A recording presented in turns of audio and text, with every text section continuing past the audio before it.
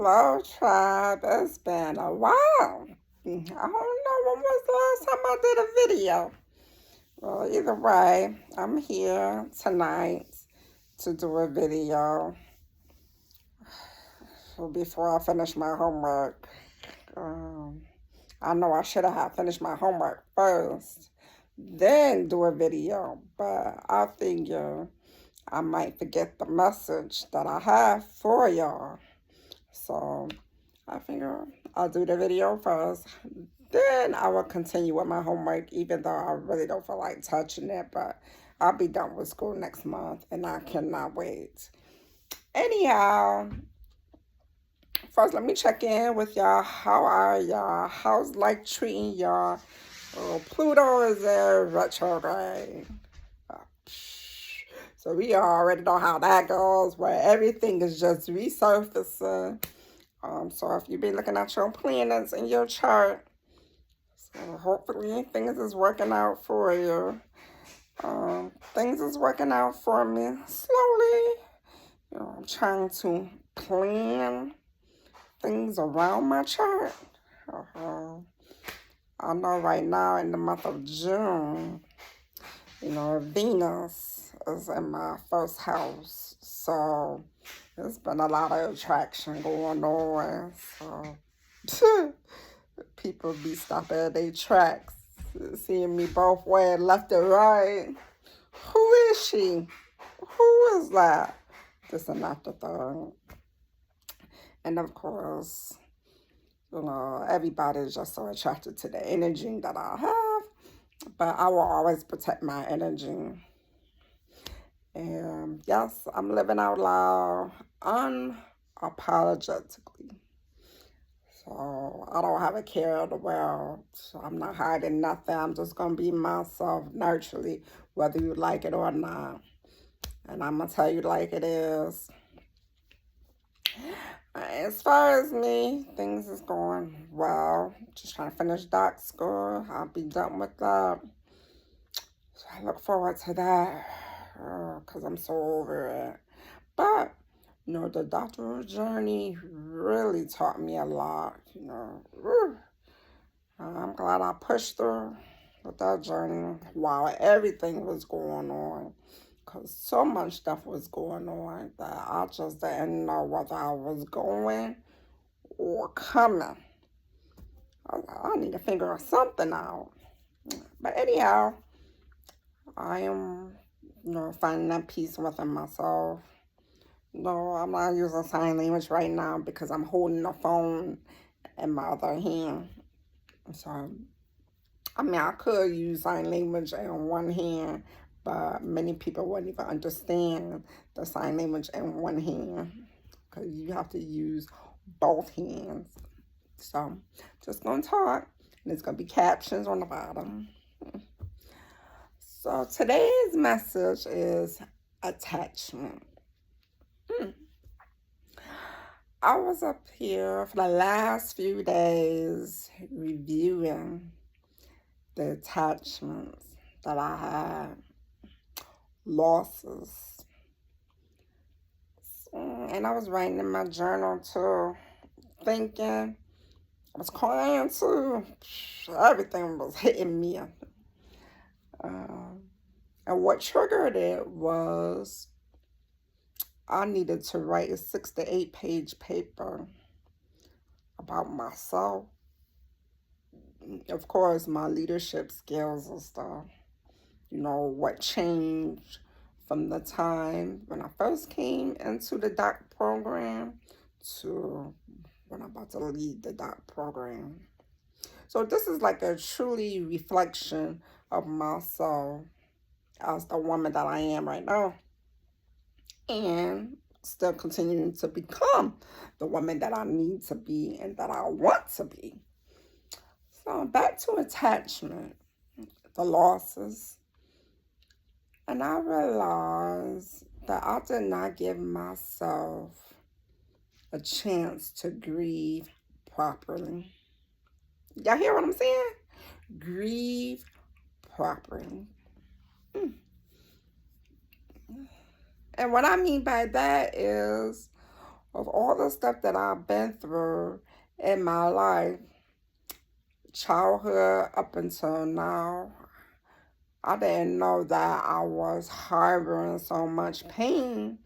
I thought I had outgrew it, that I got over it, but I didn't realize I was actually grieving over it. So let me tell you what I was grieving. First, I was purified when I was younger, meaning that I had to look after my siblings because I'm the oldest of 7. And everything was just dumped on me. I had to protect my siblings, and I'm living with my biological family to foster family and stuff. Oh, defending cousins, this and that, the third. I leave my siblings alone, leave my sister alone, okay? Yes, I am my brother's and my sister's keeper. So, first thing I was grieving, childhood, because my childhood was taken away from me. The only thing I can remember positive about my childhood was up until the age of 5, when I had a beautiful time with my biological mother. She always played with me. She always took me to the park. We colored together, everything. Those were some of the best memories. Even with my grandmother, laugh and just hear her loud laugh. And I figure, I have something to do with that. Getting that laugh from her. But I don't mind, because I love my granny. And that's one. 2, I was grieving over my mom, my biological mom, from the time when I was 5 years old. I was grieving for that for a long time, emotionally. Then I was grieving again over her physically because she left. So that's 2 different kinds of grievance for her. Then I was grieving over my foster mom. I've been with this lady for 10 years. We can't even have a conversation because she didn't want to have nothing to do with me because I published my book. Okay, no problem. Then I grieve over my biological family because I've been so loyal to my biological family. They can't tell me nothing about loyalty because I've been loyal to them. Waiting for them to get me out of foster care. I've been waiting for y'all to get me out of foster care. But no, they didn't come through. But I had to accept the fact that everybody got their own problems. They got their own issues. And on the flip side, I'm kind of happy, that I wasn't raised by my biological family. Because I don't know where would I be. I don't think I would be where I'm at right now if I was raised by my biological family. Then not only that, my biological family, they would disappear on me. Leave me on red, disappear on me because I said something that kind of ruffled their feathers or it didn't sit right with them. I don't care. It just let me know you couldn't even keep it real with me. You couldn't even tell to my face that you was feeling some type of way, about what I said. When I'm up there thinking, I'm saying something encouraging and stuff. Please, whatever. Then I was grieving over my life, of how I picture my life, because I always wanted to be married with a 2-parent family household, to raise my children. Wanting a husband to support me and my accomplishment, my goals and stuff, knowing that I will uplift this man, that he be side to side by me, I make him shine and everything, okay? But at the same time, he have to want it for himself. So I was grieving over that because the fact that these men, they was, emotionally unavailable, and it was in competition with me, which was really sad because I never looked at the relationship as a competition at all. I'm out there trying to build you up. But I learned my lesson. Don't build these men up. I had learned that, from dealing with my biological family, foster family, where I see them building these men up who was emotionally unavailable. It stuck in my head like this was the norm, that struggle love is the norm. No, struggle love is trauma. I don't do struggle love anymore. No, honey. Absolutely not. I'm not. Struggle love is not love at all. It is trauma. No, no, thank you. All right. So that, yeah, what else? I was grieving over that my mom would not be at my doctorate graduation. So that kind of hit me hard, because my mother, biological mother, always been at my graduation. She's been at my high school graduation. She's been at my bachelor and master's degree graduation. Like, she was literally there. So, for her not to be there, I don't even want nobody to be there. Because I feel like everybody is fake. The only person I want there is my mom. So that, I was grieving over my father. Well, that,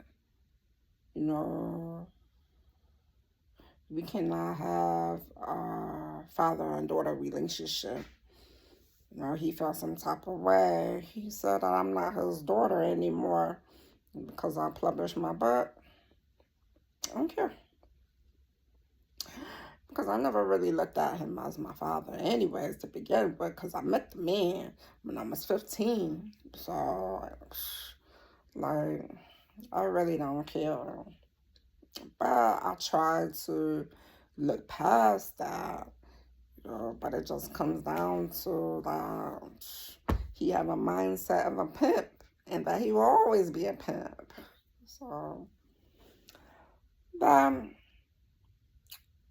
So, it was a lot of things that I was grieving over, and that all these griefs are attachment. Lawson, when I was in foster care, I remember, the social worker at foster care would tell me, she was trying to put me on medication. She would tell me that she had the issue, that I had an issue attaching accordingly. So I was trying to say it was an attachment disorder. And I said, how is I supposed to attach accordingly if I'm moving from different foster homes to foster homes? And I gotta get used to new standards. Of course I'm not gonna attach accordingly. Then I realized how it played out in my life. I'd be holding on to people for so long that I should have been let them go. And that's when I was like, okay, it was an attachment issue. Because I was fear that if these people left me, that everything that I love left me, I would not be okay. I was like, my school advisor advising me, just let go. Just let go.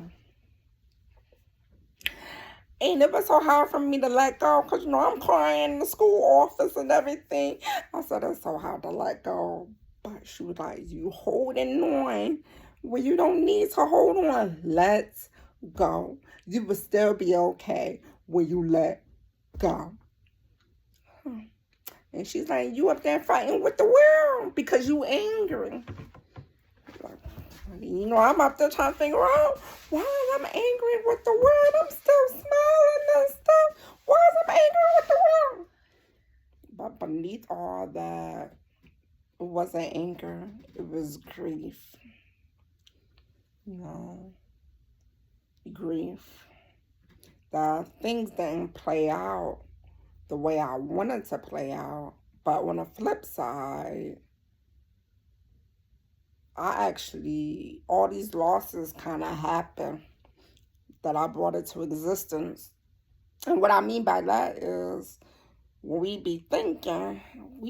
program it in our minds so much that we losing everything. Next thing you know, it's a loss. We losing. So you really got to change your mindset. That look at losses differently. That is not a loss. Everything happens for a reason. To build you, to mold you, be part of your character. And many of these things that I have learned through these losses, attachment losses, of course, they were lessons, but the most important lesson that I learned was loyalty. I've been loyal to everyone. And I realized that my loyalty for everyone is not the same loyalty that they can give to me, that I cannot expect from them. And that was my problem. I was expecting me out of too many people, expecting them to do for me what I did for them. So that's when I learned, like, okay, you need to be loyal to yourself. The same loyalty that I was given to everybody, family, associates, friends, or whoever, that is the loyalty that I need to give to myself. And that's exactly what I've been doing. And people feel some type of way about it. You know, like, she thinks she all that, she's bougie, whatever. Yeah, I am. And of course, they call me the bitch, okay? Yeah. I'm that bitch, okay? And they say, oh, that's the stupid deaf bitch, Well, guess what? You know, I'm far from stupid, okay? And as far as deafness, I am hard of hearing. I have a different hearing frequency. And you know what that means? That means I can tune in with the spiritual, okay? With my ancestors. That's why I always receive messages. So that's just another hearing frequency, baby. And another thing too, you know, I'm one very analytical, intellectual bitch, okay? I'm that bitch, okay? Yes, I am, okay? But make sure you put some respect on my name, Dr. Bitch, okay? Don't play with me.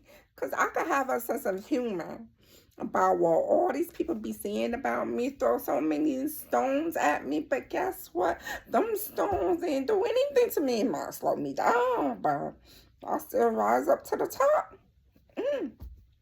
So people say I'm the villain in their story. Well, guess what? I will be the villain in your story because you didn't give a F about how I felt when you was doing what you was doing to me. So, I woke up, my eyes was open, I got some boundaries there, and you can no longer take advantage of me. You can no longer manipulate me. Oh, you can no longer do that sad, story, trying to get me, to feel sorry for you, to empathize with you. Empathy? Nah, it don't work with me. However, if you need some help, I will show you where you can get the help from. But it would never be coming from my hands. Absolutely not. And I realized that all these people who drop like flies on the side, left and right, who left my life, it needed to happen because people cannot go where I'm going. And I have no problem with it at all. I'm appreciative of it. And like I said, I'm going to be loyal to myself. I'm putting myself first. So, back to attachment. I don't care about them attachments now. Because I know I don't attach to anything. I don't attach myself to people. I don't attach myself to places. I don't attach myself to things. I don't attach myself to no man, to no woman, to my kids. No. Because I'm not about to betray my loyalty to myself. I'm number one. I'm first in my life, okay? Everybody else is secondary. If I let them be a part of my story and my life. So that is the message that I leave with you all. Ooh, a whole lot more wiser. And I'll be 41 next month. And I don't look nothing like 41. So y'all have a good night. Be humble. And I'll see y'all again when I see y'all again. Love y'all.